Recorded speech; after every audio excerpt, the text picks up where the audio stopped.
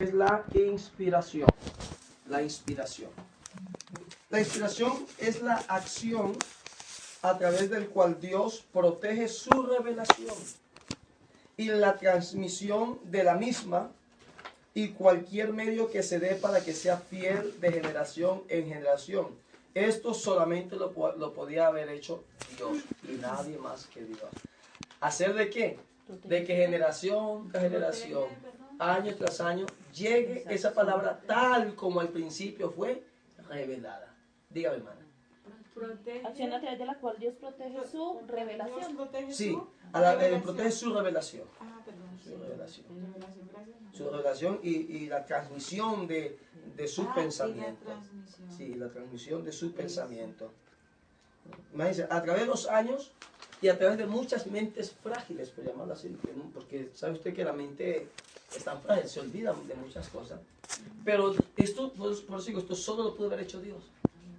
Guardó, cuidó, tuvo toda la atención de lo que Él reveló al principio de una forma oral a los primeros transmisores, se vaya guardando de generación en generación. Amén. Hasta que llegue a nuestro pensamiento y a nuestro corazón. Amén. Por eso este libro es, como dice, sagrado. Amén. Es un libro sagrado. Entonces, ¿cómo es posible que a través de todos esos pueblos, mire, es que la palabra de Dios no llegó a un pentecostal, no llegó a un cristiano evangélico porque no había cristianismo? Esa palabra Dios la reveló a hombres que vivieron en Egipto, que fueron esclavos, que salieron de Egipto a Canaán, de Canaán fueron a Babilonia, de Babilonia regresaron a Canaán. Fue escrita en diferentes lenguas, en diferentes circunstancias, porque ese pueblo siempre vivía batallando, peleando, y se mataban y mataban ellos, y vivían de guerra en guerra, conquistando tierras que Dios les había prometido. Pasaron reyes, jueces que gobernaron cada una de estas naciones, y que la palabra de Dios se haya conservado, eso es un milagro. Amén. Amén. Un milagro. Tanto así que dice la Biblia que pasaron como 400 años que no hubo palabra. Amén. Hasta que vino un rey y le encontró que había estado por ahí sepultada y la sacaron. ¿Ah? Entonces Dios preservó, Dios cuidó que a través de generaciones, que a través de reyes, jueces, a través de la esclavitud, a través de la liberación, a través de muchos pueblos, lenguas, a través de conquistas, la palabra de Dios se haya conservado. Solamente se explica por la acción de Dios y su espíritu que conserva ese proceso. Y ese proceso se llama inspiración. Amén. Eso de que se conservó la palabra de Dios es inspiración. Inspiración. En la revelación, que es lo que hemos hablado al principio, y en la inspiración, Dios, en la inspiración de Dios, el hombre no tiene nada que hacer.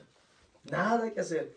Son dos realidades de iniciativa divina totalmente hechas por Dios. Iniciativas divinas de Dios. En la revelación y en la inspiración, el hombre no tiene nada que ver. Ay, hermano, es que hoy yo me inspiré. No, eso es de Dios. Amén. Una cosa es que te sientas inspirado por Dios. Pero no es que tú te inspires. El hombre se puede inspirar en una planta, en una montaña y saca una poesía. Pero eso no cambia a nadie. Eso no redarguye a nadie. Pero cuando eres inspirado por Dios, puedes predicar el mensaje más grande que ya tiene tantos años, el Calvario. La muerte de Jesús en el Calvario, que lo han predicado muchos pastores y hasta ustedes han predicado servidores de Dios, predicadores laicos y todo. Pero cuando esa misma palabra que ha sido revelada y tienes la inspiración, oiga, esa palabra causa un efecto poderoso Amén. en la vida de las personas. Amén. ¿De qué vale el conocimiento si no tienes la inspiración? Así es. Y Dios preserva su palabra a través de la inspiración. Amén. Entonces necesitamos, para hacer una buena exégesis, entender que la palabra de Dios vino por revelación y se preservó a través de la inspiración. Amén. Bueno, Luego esos manuscritos que fueron obtenidos o que los escribieron muchos hombres, fueron tomados al pasar los años. Usted sabe que han encontrado muchos manuscritos que datan de muchos años muy antiguos, ¿no? Aún en el tiempo ya del pueblo de Israel, hubieron unos manuscritos de tiempos antiguos que ellos los tomaron y los leyeron y los hicieron suyos, los hicieron propios. Como por ejemplo, les voy a poner un ejemplo en cuanto a los manuscritos, en cuanto a la revelación de Dios, que el hombre no puede hacer absolutamente nada. Ahí la mano del hombre, la revelación e inspiración de la Biblia, la mano del hombre, el pensamiento del hombre no puede hacer absolutamente nada. En cuanto a los manuscritos originales que fueron tomados y ellos fueron dándole forma, digamos, forma de pensamiento ya en una fe en Dios. Pero muchos libros fueron, digamos, tomados en una forma aislada o forma dividida. Por ejemplo, el libro de los Salmos, que hoy lo tenemos aquí en la Biblia. ¿Cuántos salmos tenemos? 150. 150 salmos. Al principio no fue así. Hoy tenemos 150 salmos aquí y pensamos que toda la vida hubieron 150 salmos. Pero al principio no fue así.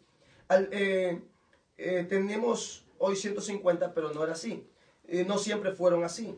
Al principio fueron menos salmos. Y después de esto, digo que al principio fueron menos salmos, pero después de esto se fueron haciendo la recopilación. Anteriormente habían como 5, 6, 7 u 8 colecciones de salmos. Estaban así divididos al principio. Pero y unos eran más antiguos que otros. A veces pensamos que David, que en un año se inspiró y escribió todos los salmos y ya está. Ya tenemos el libro de los salmos. Pero no, al principio no fue así. Habían colecciones de salmos, unos más antiguos que otros. Y hay un estudio profundo acerca de la formación de los salmos. Mire, como por darle una pauta, una idea. Hay un estudio muy profundo de los salmos que habla mucho de unicidad. Hay un estudio muy profundo de los salmos, que hay salmos tan antiguos, muy antiguos, como el Salmo 39 o el Salmo 29. Vamos a mirarlo. Salmo 29, miremos el Salmo 29. El Salmo 29, sí, este es el Salmo 29. Mire, este Salmo, el Salmo 29, posiblemente, según los estudios que se han hecho, era un canto cananeo. Cuando hablamos de los cananeos, era antes de que fuese la tierra de Canaán, cuando fue ya tomada, pues habían gigantes ahí, ¿se acuerdan? Uy, hay cananeos, hay gigantes, ¿no? Pero sin embargo fueron y conquistaron la tierra de Canaán, donde había gigantes. Pero no era una tierra creyente, era una tierra que tenía sus propios dioses, era una tierra que tenía sus propias creencias. Y el Salmo 29 posiblemente era un canto cananeo de los primeros habitantes de Canaán. Pero el pueblo de Dios lo escogió, lo adoptó. Como solemos decir nosotros, lo bautizó a ese cántico. Lo hizo un canto bíblico. Lo hizo un canto bíblico. Es como hay un cantante en Sudamérica, se me fue ahora mismo su nombre. Leodán, que ha cogido sus propias canciones del mundo y las ha hecho ciertas cambios de palabras y las ha hecho cristianas. Entonces, el Salmo 29, según algunos estudios que se han hecho, era un canto de los cananeos. Pero el pueblo de Dios, o el pueblo de Israel, que conquistó esas tierras, lo adoptó, se adueñó de esa letra, de esa música, más bien le añadió unas ciertas palabras, y lo hicieron un canto, hablando hoy, un canto cristiano, diciéndolo ya en palabras del siglo XXI, trayendo a memoria que en ese tiempo no había todavía cristianismo. Amén. Pero en ese tiempo no había, como digo, el cristianismo. Lo hicieron ellos palabra de Dios. Era un canto que tenían los cananeos para sus dioses. Pero ellos lo tomaron para decir qué cosa. Ellos lo tomaron y le cambiaron el nombre de Baal por el de Yahvé. Porque ellos adoraban allá a Baal, a sus dioses. Pero el pueblo de Dios lo tomó y le cambió la palabra por Yahvé. Por eso aparece 13 veces en este salmo la palabra de Jehová, de Yahvé, para que no quedara duda de que ese canto tan hermoso, que además es el salmo de la palabra, es que Él, hablando de Dios, es el que mueve los montes, el que hace cruzar los aires, los relámpagos, el que sacude las selvas, el canto formidable, el Dios único y superior a todos los dioses, es Yahvé, que es Dios de Israel. Mire lo que dice el Salmo. Salmo 29. Tributad a Jehová, os hijos de los poderosos. Dad a Jehová la gloria y el poder. Dad a Jehová la gloria de vida a su nombre. Adorad a Jehová en la hermosura de la santidad. Voz de Jehová sobre las aguas. Trueno de Dios de gloria. Jehová sobre las muchas aguas. Voz de Jehová con potencia. Voz de Jehová con gloria. Voz de Jehová que quebranta los cedros. Quebrantó Jehová los cedros del Líbano. Los hizo saltar como becerros al Líbano y al Sirión como hijos de búfalo. Voz de Jehová que derrama llamas de fuego. Voz de Jehová que hace temblar el desierto. Hace temblar Jehová el desierto de Cades. Voz de Jehová que desgasta las encinas y desnuda los bosques. En su templo todo proclama su gloria. Jehová preside en el diluvio y se sienta Jehová como rey para siempre. Jehová dará poder a su pueblo. Jehová bendecirá a su pueblo con paz. Como que dice que quede claro, no es Baal, es Jehová, el Dios de Israel. Amén, amén. Entonces, claro, ellos lo cantaban a sus dioses, pero ellos lo retomaron y dijeron, no.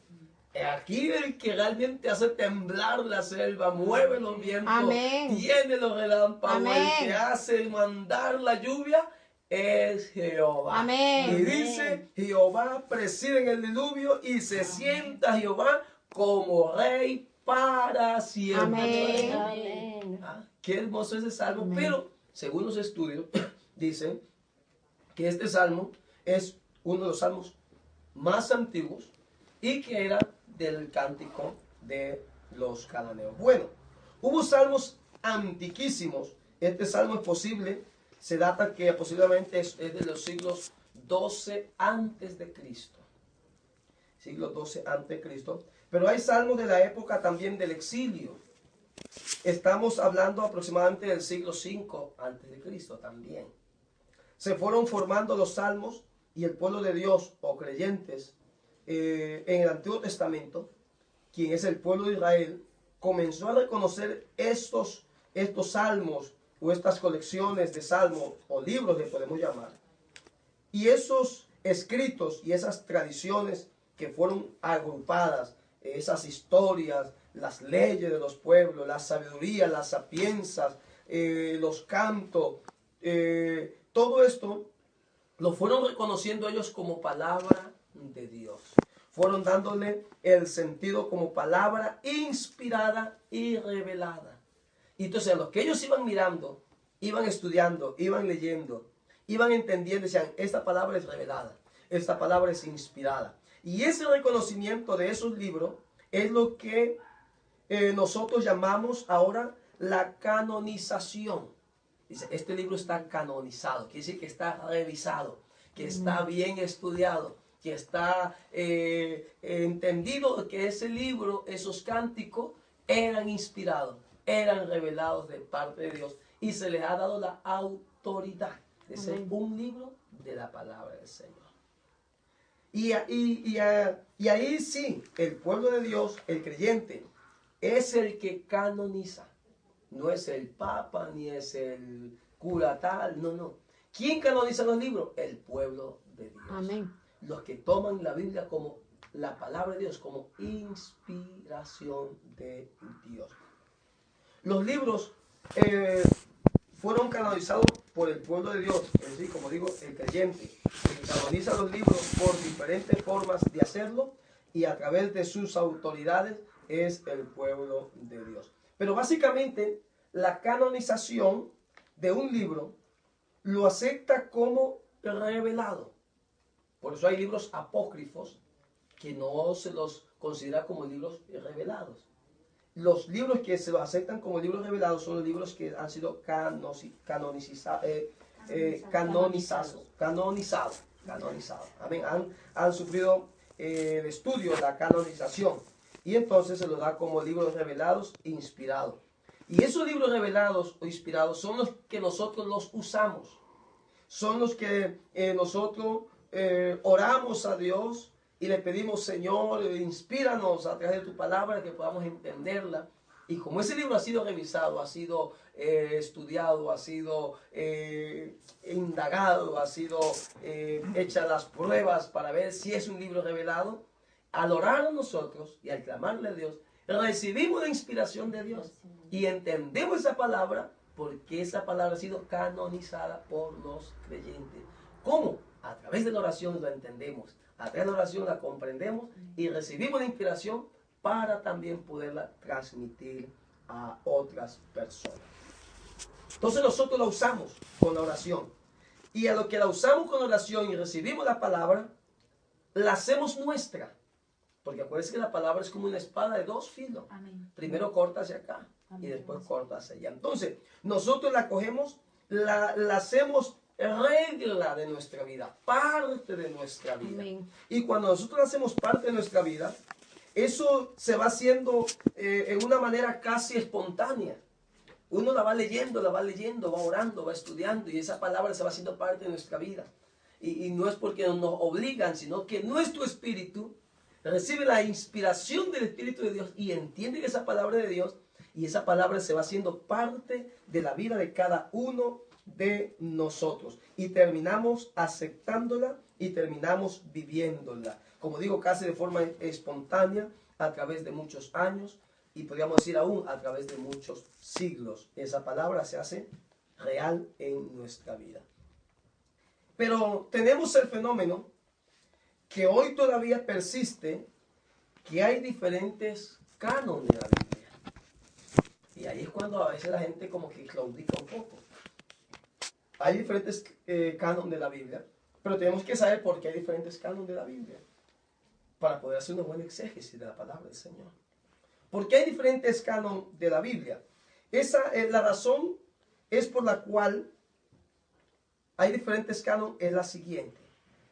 Les voy a dar una pequeña explicación de por qué hay algunos cánones de la Biblia.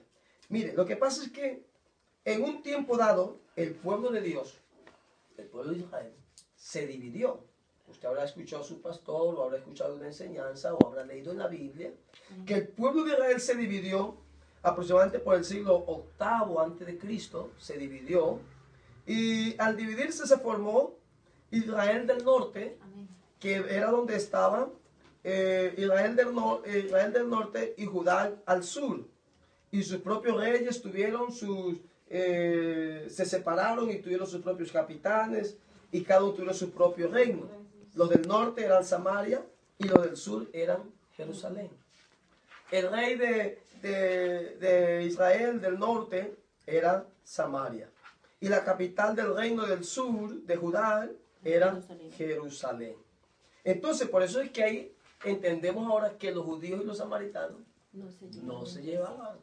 ¿Por qué? Porque había habido una división, una pelea, un pleito. Ahí es cuando entendemos el mensaje de la mujer samaritana. Porque si uno lee a la mujer samaritana y lo predica, pero tiene que enterarse por qué no se llevaban. ¿Qué fue lo que pasó? ¿Eso dónde está? En el Antiguo Testamento. Amén. Y ya miraremos más adelante, yo lo expliqué brevemente la vez pasada, que la Biblia, la mejor intérprete de la Biblia es la Biblia misma. Amén. Amén. Para yo entender la mujer samaritana, tengo que regresarme para atrás. Amén. Entonces veo que el pueblo de Dios se divide. Israel se divide al norte, Samaria, Judá al sur y su capital, Jerusalén. Por eso los judíos de los samaritanos reconocen que hay problemas entre ellos. Y es bueno saber que Samaria, los del norte, reconocen hasta hoy en día solamente los libros pentateucos, los 5 libros de la ley. Eso es el canon para ellos. Los otros libros no los reconocen. En cambio de Judá, lo de Jerusalén, sí reconocen los 39 libros que nosotros hoy tenemos, los reconocen como el canon, como libros revelados, como libros dados de parte de Dios a su pueblo. Eso es importante saberlo, porque cuando vamos a predicarlo, nosotros debemos de tenerlo bien claro en nuestra mente. En cambio, como digo, los judíos de Jerusalén siguen reconociendo los 39 libros que tenemos en el canon judío. También se le llaman el canon palestiniense, de Palestina. Nos vamos ya ubicando. Mire, el canon de los del norte, los 5 primeros libros, los de Samaria. El canon de los del sur, de Judea, de la capital de Jerusalén, son los libros que tenemos nosotros del Antiguo Testamento, los 39 libros. Ese canon se lo conoce como el canon judío o como el canon palestiniense. Ese es un proceso supremamente interesante. No vamos a hablar de él hoy día porque es bastante extenso, pero por eso usted se puede explicar que existen diferentes cánones, porque el pueblo le reconocía unos solamente 5 libros y otros reconocían, en su momento histórico dado, reconocían los 39 libros. Ahora, lo que menos interesa, digamos así, en este momento, ¿cuál es el canon que nosotros los cristianos evangélicos y los protestantes admitimos como el canon revelado verdaderamente? ¿Cuál es el que nosotros aceptamos? Pues hermano, nosotros aceptamos es el canon que se llama también el canon corto, que llamamos, que es el canon hebreo o el canon palestiniense. Ese es el que usamos nosotros. El reconocido por los judíos, cuya capital es Jerusalén, y que los libros son los 39 libros del Antiguo Testamento. Amén. Ese es el que usamos nosotros. Bueno, en el Nuevo Testamento no tenemos problemas, por decirlo así, no tenemos problema. No tenemos problema porque admitimos los mismos libros, menos los 7 apócrifos, los mismos libros que los católicos romanos y que muchos ortodoxos, que son los 27 libros del canon o de libros revelados, aceptados del Nuevo Testamento. ¿Por qué? Porque sufrieron el mismo proceso de verificación si era libro revelado por Dios. Sufrieron el mismo estudio, el mismo proceso de entender si eran libros revelados por Dios. Bueno, aproximadamente el Nuevo Testamento duró unos 60 años para escribirse. El Antiguo Testamento o la mayoría de la Biblia duraron casi 2000 años, pero el Nuevo Testamento duró aproximadamente 60 años para escribirse. El primer libro de la Escritura se escribió aproximadamente por el año 25 al año 30 después de que murió Jesucristo, aproximadamente, el primer libro. Y por el año 50 o 52 fue que ya se lo escribió como un libro completo. Y sabe que el primer libro del Nuevo Testamento no es como lo tenemos en la Biblia. Mateo, Marcos, Lucas, Juan, no fue escrito, digamos, no están ordenados por año, porque el primer libro del Nuevo Testamento es Primera de Tesalonicenses. Es el libro del Nuevo Testamento más antiguo del Nuevo Testamento. Es Primera de Tesalonicenses. Bueno, no es Mateo, como aparece en nuestras Biblias, ¿no? Y luego los cristianos en su mayoría aceptaron hasta el día de hoy los 27 libros del Nuevo Testamento. Pero fue el pueblo de Dios el que canoniza.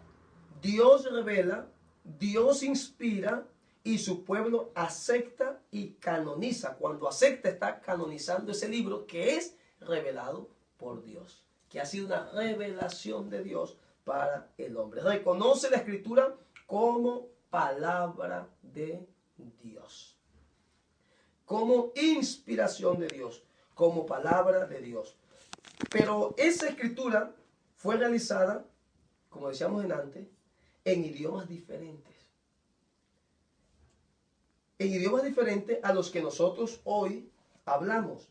De hecho, hoy los idiomas bíblicos, hoy en día, tal como se hablan y tal como se escriben, en su tiempo era distinto.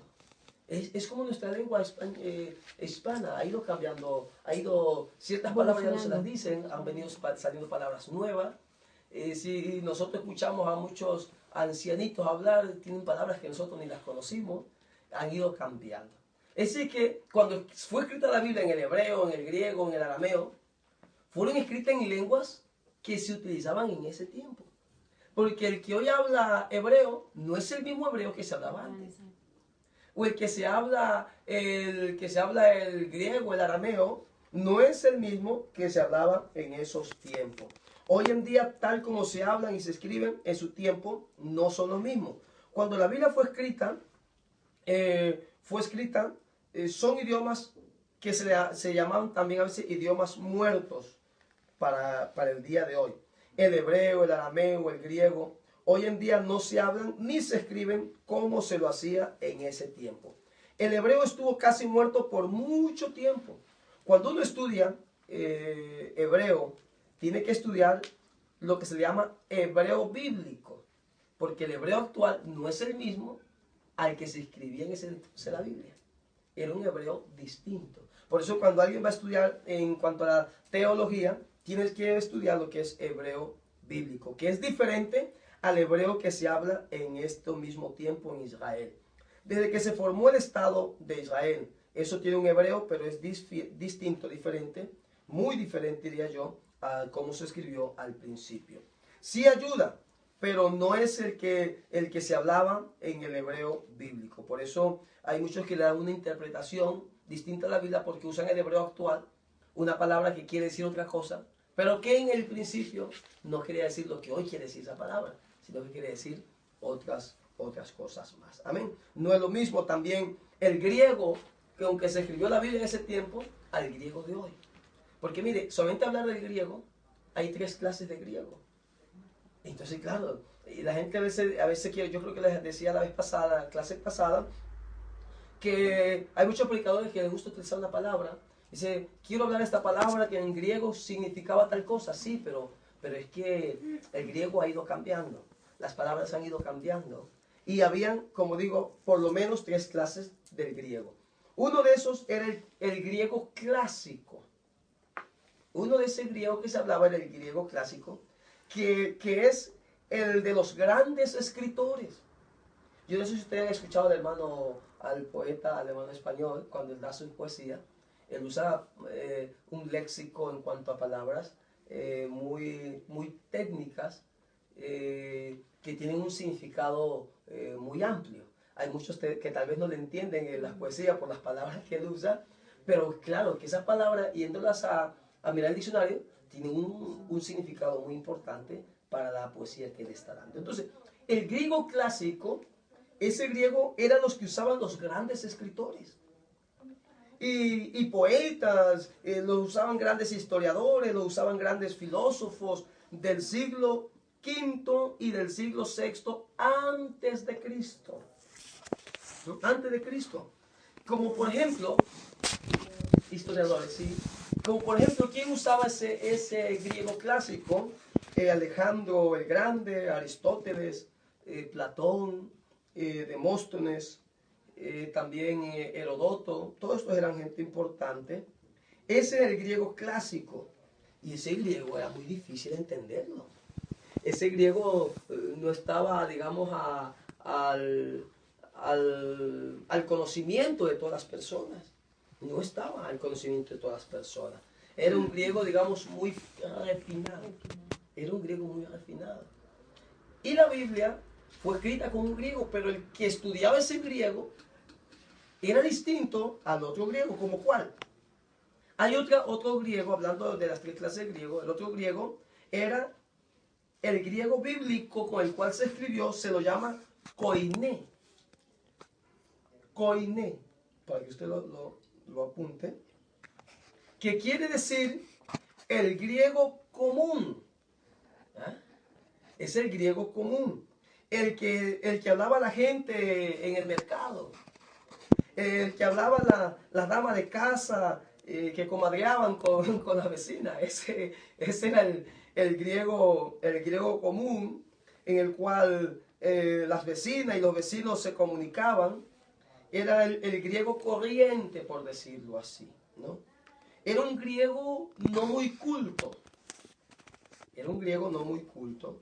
Es como cuando usted escucha hablar el inglés a un latino en Miami. Habla un inglés mezclado con español y dice un inglés no claro. Como por ejemplo, en vez de decir yo te devolveré la llamada, dicen yo te llamaré para atrás, ¿no?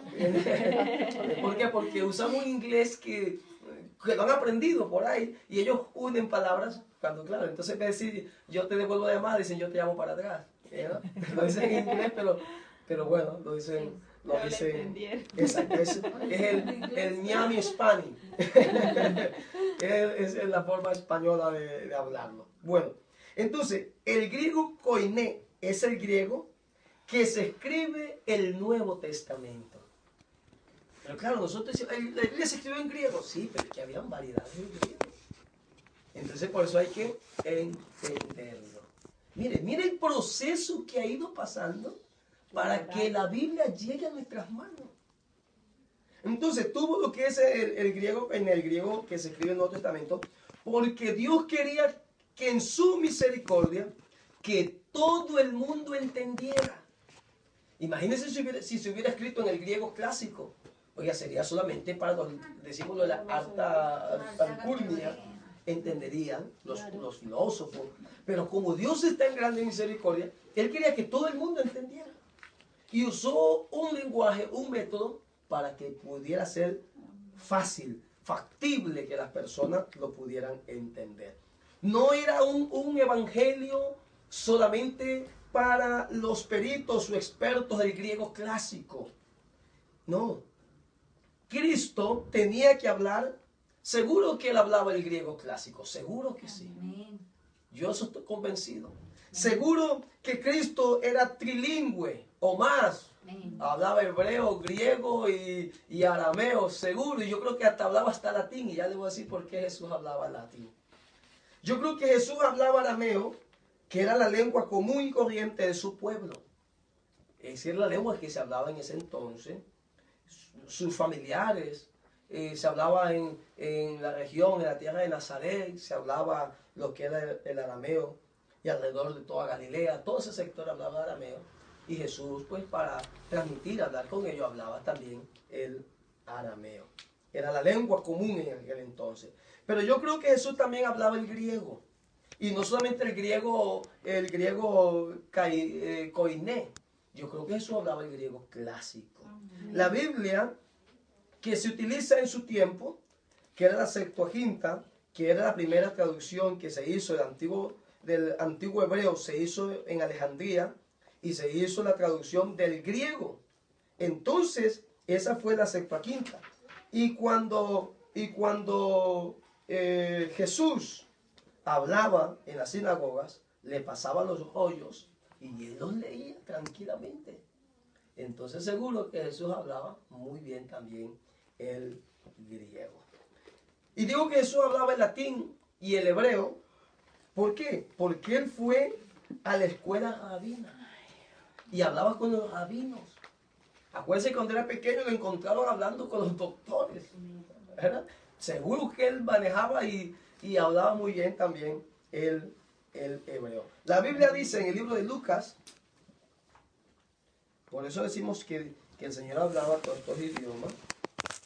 En el libro de Lucas, usted va a encontrar en el capítulo 4 del libro de Lucas, acerca de la historia. Todo el capítulo 4 usted lo va a poder leer, donde habla acerca, es bastante extenso, usted lo va a leer en casa, note esta cita, ¿no? Donde dice que le daban también el rollo de Isaías y se lo daban en hebreo. Y él predicaba y posiblemente, como decía, él hablaba latín. ¿Sabe por qué digo yo que él hablaba latín? Porque él se entendió con Pilato. ¿Se acuerdan que lo llevaron donde Pilato? Y Pilato era un procurador romano. Y en ese tiempo los procuradores romanos no eran procuradores porque eran muy inteligentes, ¿no? Sino porque era un buen general, un buen guerrero, y el principal de ellos lo mandaban como un procurador a ciertas regiones. Entonces, este hombre Pilato era un procurador de Roma, hizo diálogo con Jesús, y esos procuradores no eran personas muy bien preparadas, inteligentes. Seguro que solo hablaba latín, no hablaba el hebreo. Y Jesús habló con Pilato. Y para Jesús entenderse con Pilato, tuvo que hablarle en latín. ¿Y cómo lo miramos eso? Eso es lo que decimos, la exégesis. Amén. Ay, ¿cómo es, hermano? Es que no está escrito. No, es que hay muchas cosas que no están escritas. Porque Israel no alcanzaría en la biblioteca del mundo para escribir todas las cosas que Jesús hizo. Pero si Jesús hablaba con Pilato y Pilato era romano, pues Pilato hablaba latín. Y eso quiere decir que Jesús, cuando habló con Pilato, tuvo que hablarle también en latín. Entonces, esa es la forma de cómo se ha ido escribiendo la Biblia, la palabra del Señor. Entonces, para traducir todo eso se necesita estudiar la Biblia. Y ahí viene toda la ciencia y la disciplina bíblicas que Dios nos ha regalado. La traducción bíblica ha utilizado todas esas ciencias que hemos hablado acerca de la semántica, la lingüística, la antropología, toda es la antropología bíblica, por supuesto, que es muy importante, hermano, para comprender la palabra del Señor. Cuando nosotros abrimos la Biblia, sea la Reina Valera, sea la Biblia la Nueva Traducción Internacional, hermano, para que estas personas hayan puesto cada palabra, tienen que haber hecho un estudio muy silencioso, muy especial, un estudio de muchos años, diría yo, y tuvieron que haberla pasado a través de muchas pruebas para que sea fidedigna y podamos entender que es palabra inspirada por Dios. La Biblia, cada texto que está escrito en ella, a través del estudio crítico científico de las Escrituras, a través de las lenguas originales, a través de la antropología, a través del contexto cultural, a través del contexto histórico, se ha ido formando hasta que tenemos la versión de la Biblia que hasta el día de hoy la tenemos. Hay muchas versiones actualmente, aproximadamente hay como unas 15 versiones de lenguas en el español. En total han existido como 50, pero las que más se ven son como unas 50, como unas 15, perdón, ¿no? Hay 4 traducciones que son las que más conocemos, que son la Reina Valera del 60, Dios habla hoy, la versión de las Américas y la Nueva Versión Internacional, por decir 4 las más conocidas, pero hay como 15 que actualmente están circulando por la lengua hispana o lengua española. ¿No? Aproximadamente son 15 versiones en español hoy en día que se usan, pero habían aproximadamente unas 50 en la historia del español, tanto católicas como evangélicas, ¿no? Pero actualmente las que más circulan son aproximadamente unas 15 versiones en lengua española, entre ellas las 4 que he mencionado, que son las más conocidas. Bueno, teniendo la traducción de la Biblia, entendiendo ello de la Biblia, llegamos a lo que teníamos ahora sí que llegar. Teniendo la Biblia en nuestro idioma, podemos ahora sí interpretarla, que eso es la exégesis. Ahora sí podemos interpretarla. La tenemos ya en español. Primero era la revelación oral. Pasó por pueblos, por guerras, por ciudades, por esclavitudes, por que fueron enviados al desierto. Después fueron escritas en piedra, en pergaminos, en rollo. Hermano, ha pasado muchos procesos, muchas lenguas, muchas culturas, muchos sectores geográficos, históricos. Todo esto ha pasado en la Biblia, pero se ha mantenido el mensaje. Y eso solo lo ha hecho la inspiración de Dios a través de su Espíritu Santo. Amén. Si no, mire, tanta situación que ha pasado, tantas traducciones que ha sufrido, pero no ha perdido el valor, no ha perdido la importancia, no ha perdido el poder transformador, no ha perdido la autoridad, porque la Biblia es la palabra de Dios, revelada a hombres que Él eligió, pero que nos las han transmitido a nosotros esa revelación y la hemos podido entender a través de la inspiración de Dios. Eso sería, como dice, el resumen de cómo llegó la Biblia, la palabra de Dios, a cada uno de nosotros. Entonces, ahora que la tenemos nosotros en español, podemos interpretarla. Podemos interpretarla, no solamente leerla, sino desentrañar el mensaje de Dios que tiene su palabra para nosotros. Imagínense si recibiéramos como era la Biblia anteriormente en latín. Si la palabra de Dios estuviera solamente en griego, si estuviera solamente en hebreo, en arameo, y peor si estuviera en el griego clásico, quedaríamos peor, más perdidos. Pero Dios en su inmensa misericordia ha permitido que la Biblia, la revelación, la palabra de Dios, cruce por todos esos procesos de generación en generación, de pueblos, de culturas, de idiomas, pero que llegue a nuestra vida, que llegue a todo hombre, que llegue a toda mujer, y que ahora podamos interpretarla, no solo leerla, como decía, sino desentrañar el mensaje que Dios tiene, su palabra para nosotros. Recuerde que la revelación de Dios solamente se complementa cuando el pensamiento de Dios se hace nuestro pensamiento. Eso es importante, hermano.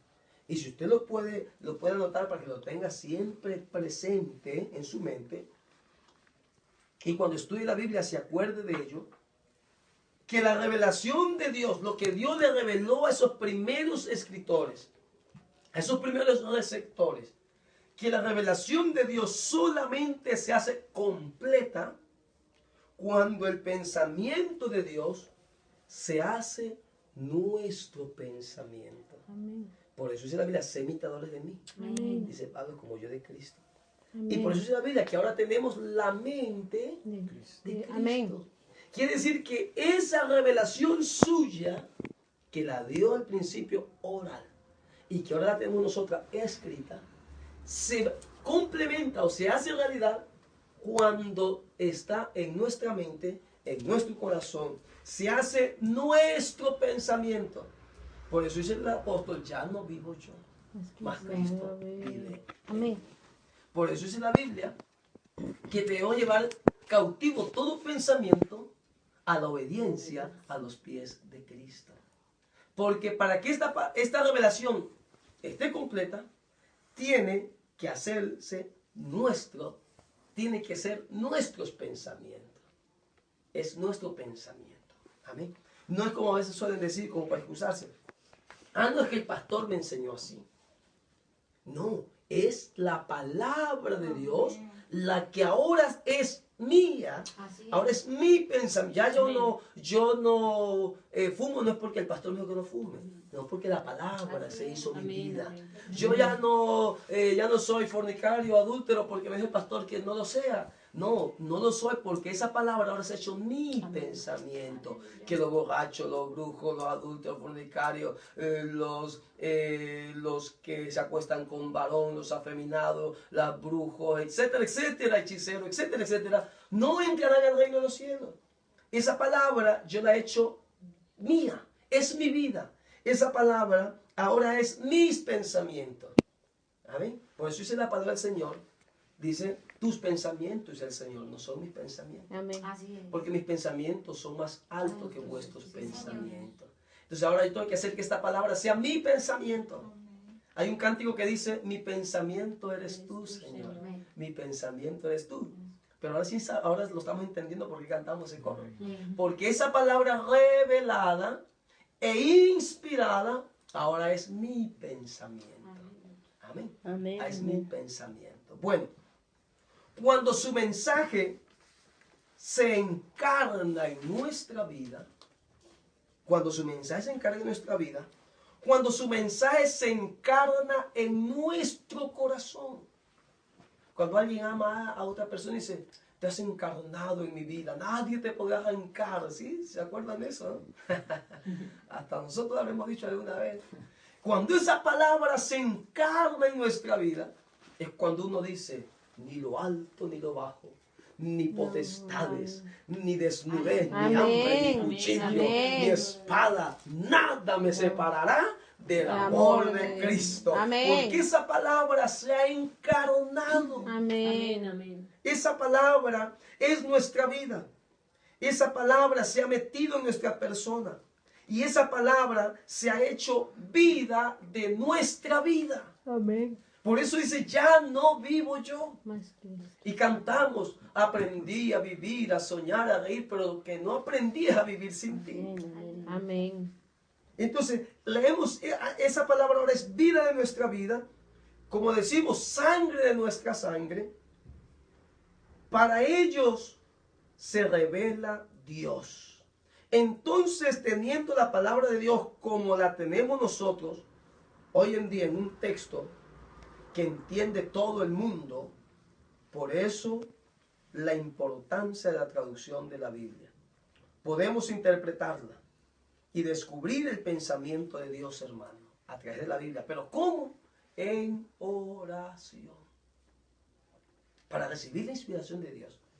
Ahora que ya ha sido traducida al español y nosotros la aceptamos como palabra de Dios y conocemos brevemente el proceso o la trayectoria que ha sufrido la Biblia para llegar a nuestras manos, y que ahora sí la podemos leer, podemos darle la interpretación y descubrir el pensamiento de Dios, hermano. Eso es la hermenéutica, estudiar, es teología, es estudiar lo que Dios se deja estudiar de Él. Y poder estudiar la Biblia, hermano, y descubrir el pensamiento de Dios en oración, pidiéndole, como decimos nosotros, las luces para interpretar. Lo que quiero decir es que no debemos confundir lo que es la revelación con la inspiración. Hermano, eso es parte de la exégesis bíblica, la revelación y la inspiración. Tenemos que tener claro esto. Tenemos que tener bien claro, a eso se debe esta parte introductora, lo que es revelación y lo que es interpretación. Una cosa es revelación, otra cosa es interpretación. Son diferentes. Y canonización es diferente al estudio científico de la Biblia. Y la traducción de la Biblia, y que todas estas cosas son diferentes la una de la otra. Y eso debe quedarse claro en nuestra vida, que una cosa es revelación, otra cosa es inspiración, otra cosa diferente es la canonización, otra cosa es diferente el estudio científico de la Biblia. Todo esto es, cada una de esas cosas son distintas, son diferentes. La interpretación de la Biblia, nadie puede decir que la inspiración es revelación, no, porque no es así.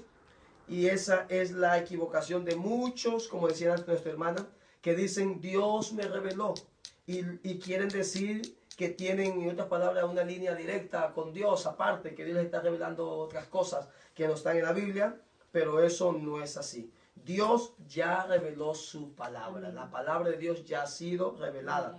Tenemos su palabra profética más segura, dice la Biblia, que hacéis bien en estar atento a ella. Entonces, lo que usted está haciendo es interpretar la revelación a través de la inspiración del Espíritu Santo de Dios. Eso es lo que nosotros estamos haciendo a través de la lectura, el estudio de la palabra de Dios. Amén.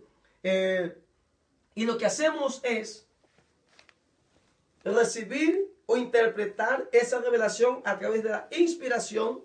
Y ahora viene lo que vamos a estudiar. Y hacemos una exégesis, una exposición de la palabra recibida de Dios, de esa revelación a través de la inspiración, a través del proceso que sufrió la Biblia para que llegue a nuestras manos. El último paso es que ahora la damos nosotros a conocer, porque sacamos de la Biblia y damos a conocer la palabra del Señor. Eso es lo que le llamamos ahora exégesis. Mire, todo esto es como una pequeña introducción y casi nos va a mediodía, pero es porque necesitamos entender para poder comprender el resto de las cosas. Debemos de darle valor a la Biblia, que es palabra de Dios. Debemos de darlo por asentado. Porque si no lo damos por asentado es un libro de literatura más. Y ya está, se acabó. Pero si le damos por asentado que es la palabra de Dios, oiga, le vamos a dar el valor que ella realmente tiene. Y comenzamos a hacer de ella no solamente un estudio científico, sino que le damos la traducción, le damos la interpretación y le damos la explicación, amén, a las personas.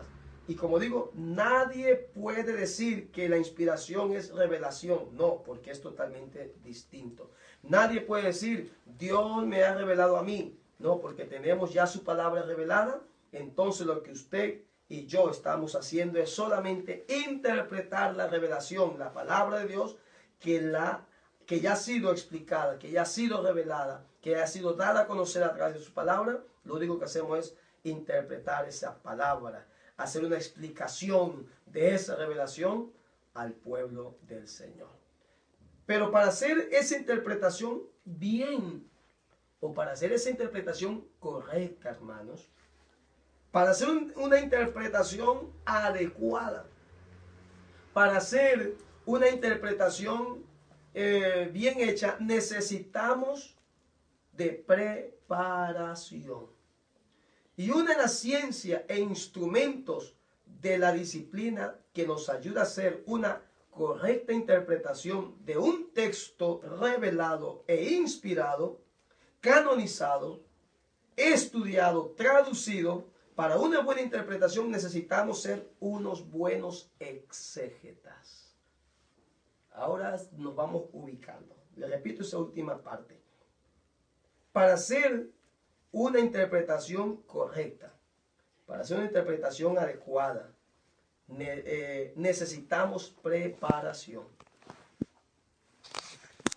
Y una de las ciencias e instrumentos de la disciplina que nos ayuda a hacer una correcta interpretación de ese texto revelado, que ya hemos hablado de la revelación, de ese texto inspirado, ya hemos hablado de la inspiración, de ese texto que ha sido canonizado por los que la han leído y han dicho, sí, esta palabra es revelada de Dios, por los que han estudiado el texto bíblico en diferentes lenguas, culturas, tradiciones. Para una buena interpretación necesitamos ser unos buenos exégetas. La exégesis bíblica, como decíamos, es la ciencia de la correcta interpretación bíblica de la palabra de Dios. Eso es como para darle, digamos, el resumen de lo que es la exégesis, ¿no? La exégesis bíblica es la ciencia de la correcta interpretación bíblica de la palabra de Dios. En esta clase, en la clase de hoy, vamos a tratar de tener algunos instrumentos sencillos, reglas prácticas, orientaciones y métodos de interpretación bíblica. ¿Para qué o por qué? Con el objeto de que la palabra de Dios, que salió de donde hemos dicho, de la mente de Dios, Amén. que salió del corazón de Dios y que pasó por todo ese proceso, llegue primeramente a nuestra mente, que llegue a nuestro corazón tal como Él la ha revelado, no distorsionada, sino tal como Él la ha revelado. Que la podamos entender, la entendamos, que la comprendamos y que continuemos ese proceso, hermano. Amén. Que ha venido pasando de generación en generación. De boca a boca. Y que continuemos ese proceso y se convierta en el pan de nuestra vida. Amén. Nosotros la apliquemos a nuestra existencia. Haga los cambios que Él quiera hacer en nuestra existencia y a través de usted, a través de mí, a través de nosotros y de vosotros, que la comuniquemos a otros y que haga esos mismos cambios, se encarne en la vida de otros y haga los cambios en la vida de hombres y mujeres que escuchan esta palabra, este mensaje, que escuchan esta interpretación de la palabra de Dios y ellos también puedan tener el mismo cambio en sus vidas. Yo creo que ese es el objetivo de la revelación de la palabra de Dios. Amén. Dios para eso la reveló y ese objetivo no se ha perdido, sigue siendo el mismo. Dios sigue y quiere todavía seguir cambiando la vida de hombres Amén. Y de mujeres. Pero necesitamos, como en ese entonces, buenos exégetas que lleven, que expongan, que expliquen la palabra de Dios, que hagan suya, que se adueñen esa palabra, que vivan esa palabra para poderla también explicar a otros. Entonces, ya su revelación, ahí sí ha sido completa, cuando ya llega a la mente del hombre y cambia la vida, la existencia del otro. Entonces, ya allí su revelación habrá sido completa y se habrá cumplido la voluntad de Dios que está en Isaías 55, amén. Donde dice la Biblia, la palabra que sale de mi boca es como la nieve que cae del cielo, que cumple aquello para la cual yo la he revelado. Y Él reveló su palabra para que causen esos cambios, 54. Esos efectos en nuestras vidas. Amén. Bueno, esta es la primera, digamos, la primera parte de